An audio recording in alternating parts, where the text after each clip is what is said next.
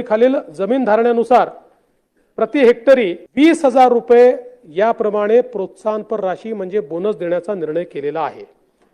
मागच्या वर्षी 20,000 दिला होता, याही वर्षी आम्ही 20,000 रुपये बोनस। राज्यातील सर्व शेतकऱ्यांच्या पीक विम्याची प्रतीक्षा संपली। राज्यामध्ये सर्व शेतकऱ्यांच्या खात्यावरती या तारखेपासून पीक विमा जमा होणार।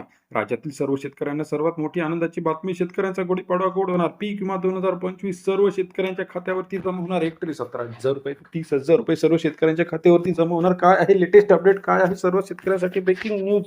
या 31 जिल्ह्यात या तारखेला पैसे जमा होणार।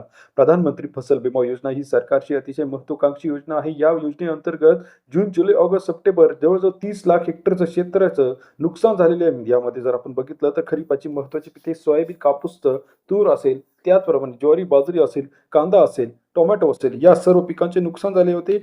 या सर्व पिकांची आता यादी सरकारने जाहीर केलेली आहे आणि या तारखेनुसार आता पैसे जमा करायला सुरुवात झाली। प्रत्येक जिल्ह्यावाईज जिल्हा प्रशासन, महसूल प्रशासन, त्याचप्रमाणे वन विभाग, NDRF या सर्वांच्या निकषानुसार केंद्रीय आणि राज्याच्या पथकानुसार ही भरपाई आता जाहीर केली आहे। यामध्ये आपल्याला किती पैसे येणार आहे, आपलं नाव आहे का नाही, ही सर्व अपडेट घेऊन आपण आलेलो आहे। आता हे पैसे आपण कुठे चेक करायचं? प्रधानमंत्री फसल विमा हे जे पोर्टल आहे, या पोर्टलवरती जाऊन आधार बेस OTP टाकायचा आहे। आपल्याला त्या ठिकाणी समजतं आहे की आपल्याला किती पैसे येणार आहे। गेल्या काही दिवसापासून प्रतीक्षेत होता, आता मात्र ही प्रतीक्षा संपली आहे। प्रत्येक जिल्ह्यानुसार जसे की जालना असेल, गडचिरोली असेल, गोंदिया असेल, लातूर असेल, वाशिम असेल, प्रत्येक जिल्ह्यावाईज पैसे जमा होणार आहे। ज्या ठिकाणी अतिवृष्टी झालेली होती त्या ठिकाणी जास्त पैसे आहे, बाकी ठिकाणी थोडेसे कमी पैसे आहे। हेक्टरी 17,000 ते 50,000 ची यादी जाहीर झालेली आहे। मग या यादीत आपले नाव आहे का, आपल्याला किती पैसे येणार आणि आपल्या गावातील इतर सदस्यांना किती पैसे आलेले आहे, ही सर्व अपडेट आपल्याला त्या ठिकाणी मिळणार आहे। प्रधानमंत्री फसल विमा योजनेवरती लॉग इन करायचं आहे।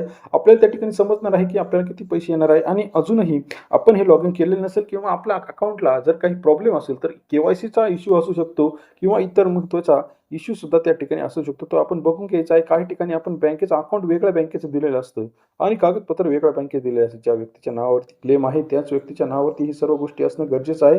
PMFBY चे पैसे लवकरात लवकर आता शासन दरबारातून जमा होणार आहे आणि गुढीपाडव्याच्या अखेरीपर्यंत पैसे जमा करण्याचे आदेश सरकारने दिलेले आहे।